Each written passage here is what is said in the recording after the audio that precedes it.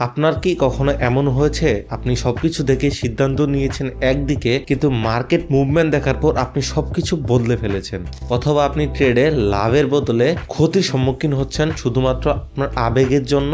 So hey guys, তো আজকের ভিডিওতে আমরা জানবো কিভাবে আমরা আমাদের ট্রেডিং সাইকোলজিটাকে উন্নত করতে পারবো এবং কি এটাই আমাদের ট্রেডিং এ মূল সফলের চাবিকাঠি। জিনিসটা একটু অবাক লাগতেছে, তাই না? অবাক লাগতেই পারে, কারণ হচ্ছে আমরা এত অ্যানালাইসিস শিখেছি, তারপরও কিভাবে ট্রেডিং সাইকোলজি সাফল্যের মূল চাবিকাঠি হয়। তো আজকের এই ভিডিওতে আমি আপনাদেরকে সমস্ত কিছু নিয়ে আলোচনা করব। তো ভিডিওতে ক্লিক করার পর আমি জানি আপনার মাথায় একটা প্রশ্ন এসেছে, সেটা হচ্ছে আসলে মার্কেট সাইকোলজিটা কি, অথবা ট্রেডিং এর সাইকোলজিটা কি। তো ধরুন আপনি মার্কেটের ভিতর সমস্ত কিছু অ্যানালাইসিস করছেন, একদম correct to correct, point to point, সমস্ত কিছু সঠিকভাবে অ্যানালাইসিস করেছেন, কিন্তু তারপরেও দেখলেন হঠাৎ মার্কেটটা আপনার বিপরীত দিকে মুভ করা শুরু করলো। তখন আপনার কাছে কি মনে হবে? What should you do? ভয় আপনাকে বলবে যে আপনি এখনই ট্রেডিংটি অফ করে দিন, এবং লোভ আপনাকে বলবে আপনি আরো দ্বিগুণ অ্যামাউন্টে ট্রেড করুন এবং আরো বেশি ট্রেড করুন, কারণ লাভও দ্বিগুণ হবে। ট্রেডিং সাইকোলজির মূল বিষয়টি হচ্ছে লোভ এবং ভয়কে নিয়ন্ত্রণ করা। যে এটি পারবে তার সাফল্য একদম হাতের মুঠোয়। আমি যদি খুব সহজ ভাষায় আপনাদেরকে বোঝানোর জন্য একটা গল্প বলি, সেটা হচ্ছে ধরুন একজন কৃষক একটা জমিতে তার ফসল ফলানোর জন্য সমস্ত প্রসেসিং করছে এবং 2 মাস সময় অলরেডি হয়ে গেছে, মানে হচ্ছে তার ফসলটা পাকতে আর মাত্র 15 দিন বাকি আছে, আর এখন হচ্ছে কাঁচা কাঁচা, মানে পাকবে ভাব। তো এই সময় উনি টিভিতে নিউজ দেখলেন কি ঝড় আসবে, ব্যাপক জোরে ঝড় আসবে। তো সে নিউজটা দেখে ভয় পেয়ে গেছে। তো উনি যে ভয় পেল, সে ভয়ের মাধ্যমে কি করেছে, উনি যে ওনার কাঁচা ফসলটা আছে, এই কাঁচা ফসলটা উনি কেটে ফেলেছে। এখন ক্ষতিকার, ঝড়ের মতো ঝড় তো হলোই না, নিউজ হচ্ছে ফেক। তো উনি যে ফসলটা কেটে ফেললো আগেই পাকার, তো ওনার তো স্বাভাবিক অর্থে লস হবে, লস তো হওয়ারই কথা, কারণ পাকার ফসলের এক দাম, কাঁচা ফসল তো তার অর্ধেক দামেও নিবে না। উনি তো লস করলো। তো লসটা উনি কেন করলো? তো আমি যদি আরেকটু গভীরে যাই, ধরেন আপনারা 5টা বন্ধু একটা মোটরসাইকেল রেস দিছেন এবং তার পুরস্কার হিসেবে থাকছে 1 লাখ টাকা। হ্যাঁ, তো আপনি হচ্ছে ভয় পেলেন,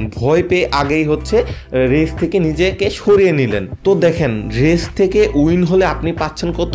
1 লাখ টাকা। আপনি ভয় পাওয়ার মাধ্যমে আগেই নিজেকে গুটাই নিচ্ছেন। আপনি আগেই যেহেতু গুটাই নিচ্ছেন, আপনি সেই রেসে অংশই গ্রহণ করলেন কখন? আপনি তো সেই রেসেই নেই, আপনি তো রেস থেকেই বাদ হয়ে গেলেন। তাহলে আপনি আর রেস থেকে পুরস্কারটা পাবেন কই? পুরস্কারটা না পাইলেন, একটা তো অভিজ্ঞতা অর্জন হইলো আপনার। সেই অভিজ্ঞতাটা কিভাবে আসলো? ভয় পাওয়ার মাধ্যমে যদি আপনি আগেই লেজ গুটিয়ে নেন, সেক্ষেত্রে আপনার কিভাবে ওইখান থেকে সাফল্য অর্জন করতে পারবেন বলেন? একটা কথা আমি সবসময় বলি, আপনার যেখানে লাভ বেশি থাকে সেখানে রিস্কও বেশি থাকে, আর এখানে তো আরো রিস্ক বেশি। সেই ক্ষেত্রে আপনাকে আরো প্রপার ভাবে কাজ করতে হবে। তো মোরাল অফ দ্য স্টোরি যদি আমরা সামারাইজ করি, তো আমাদের হচ্ছে দাঁড়ায় কি আমরা ভয়ের মাধ্যমে আগেই হচ্ছে সেই প্রতিযোগিতা থেকে নিজেকে সরিয়ে ফেলি, যার কারণে হচ্ছে আমরা সাফল্য অর্জন করতে পারি না। ট্রেডিং এই জিনিসটা খুবই কমন জিনিস, এটা প্রায় প্রতিদিনই ঘটে। কারণ হচ্ছে আমরা এই ভয় অথবা লোভের মাধ্যমে দেখা যাচ্ছে সিদ্ধান্তটা আগে নেই, নয়তো হচ্ছে সিদ্ধান্তটা পরে নেই। কারণ এই লোভের কারণে অথবা ভয়ের কারণে ফলাফল কি?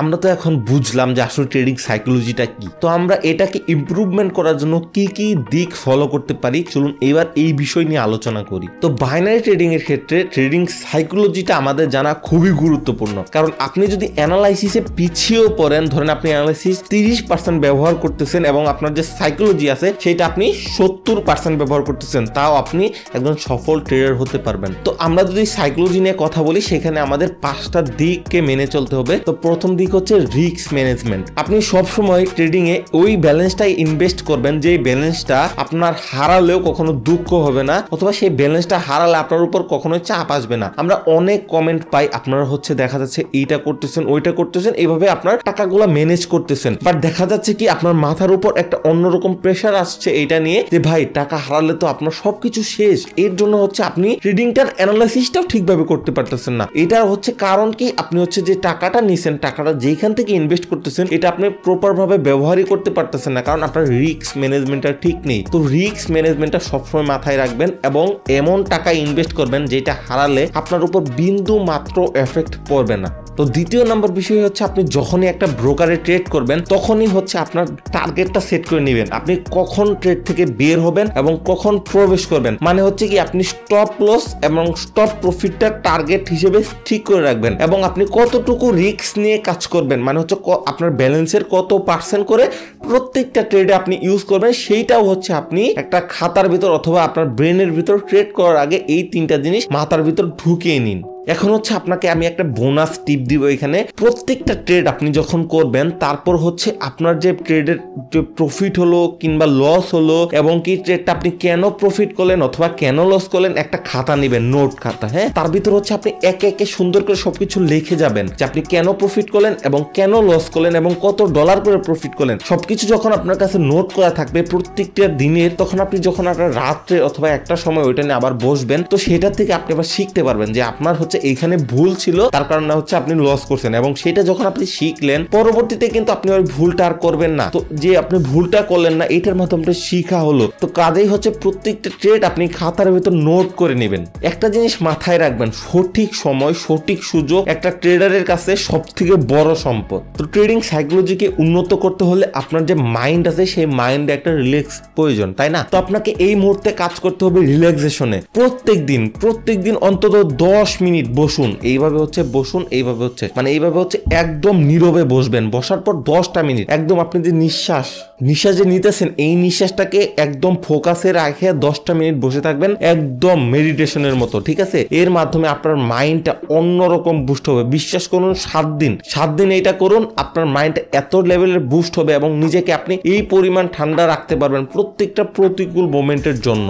একটা কথা আছে না, সঠিক মন যদি থাকে নিয়ন্ত্রণে, মার্কেটের ঢেউ হবে তোমার বন্ধনে। ভয় আর লোভ যদি সরে যায় পথ থেকে, সাফল্যের সূর্যটা উঠবে তোমার হাতে খড়িতে। তো আমি এবার আপনাদেরকে একটা নিজের অভিজ্ঞতার কথা বলি। তো আমারও হচ্ছে প্রথম এরকম হতো আপনাদের মতো। আমি হচ্ছে সাইকোলজিটাকে ঠিক রাখতে পারতাম না, ধরে রাখতে পারতাম না, মানে প্রফিটটাকে ধরেই রাখতে পারতাম না। যেদিন লস করতাম ওই লস নিয়ে ওদিন রাত্রে ঘুমাইতে পারতাম না। ওই লস রিকভার করতে গিয়ে দেখা যেত যে আমার ব্যালেন্স যে ছিল সেই ব্যালেন্সটা আমি শেষ করে ফেলতাম। মানে এটা আমার সাথে হইতো। তখন আমি আস্তে আস্তে একটা রুটিন করি যে আমি সকাল থেকে রাত পর্যন্ত কিভাবে চলবো এবং কিভাবে নিজেকে মেইনটেইন করব। এই যে একটা রুটিন করি, রুটিনের মাধ্যমে আমি প্রথমে তো পারি নাই, তো আস্তে আস্তে দেখা যাচ্ছে যে আমি এইটার থেকে নিজেকে বের করে আনতে পারছি এবং নিজেকে এই যে রুটিন আছে এটাতে পারফেক্টলি বসাইতে পারছি। তো দেখা যাচ্ছে স্পট ট্রেডিং, ফরেক্স, দেন হচ্ছে বাইনারি, তো 3 জায়গাতে আমার হচ্ছে অন্য লেভেলে একটা এক্সপিরিয়েন্স হয়েছে। তো আমি এখান থেকে একটা জিনিস শিখতে পারছি, আপনি যদি একটা রুটিনে চলতে পারেন এবং প্রপার একটা সুন্দর একটা রুটিনে চলতে পারেন, এইখান থেকে আপনার বেরিয়ে আসা খুবই সহজ,